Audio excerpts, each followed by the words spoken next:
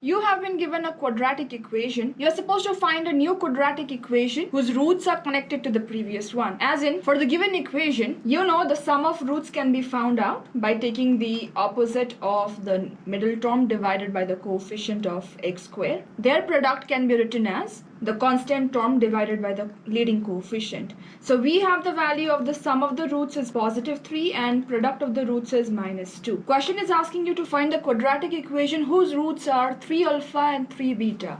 How do you do that? To find any quadratic equation, you just need two things, the sum of the roots and the product of the roots. Because you are finding the quadratic equation for the roots 3 alpha and 3 beta, I want to find the sum of the roots. 3 alpha plus 3 beta is how much? Similarly, I'll find out their product. 3 alpha times 3 beta is how much? You can just manipulate. 3 is a common value, alpha plus beta. So what is the value of alpha plus beta? We'll plug it here. 3 times 3. The answer has to be 9, which means I know the sum of roots here is 9. Similarly, the product here has to be 9 times alpha beta. I know the value of alpha beta is minus 2, so plug it in. I get minus 18. So I know the sum, I know the product. I think you know how to find the quadratic equation now. So the quadratic equation will simply be the leading coefficient, I'll just consider it as 1. The sum, it takes the place of the middle term or the middle coefficient. The sum here is 9, so I'll write negative 9x and constant, I'll take it in the same sign as it is. So this is the quadratic equation whose roots will simply be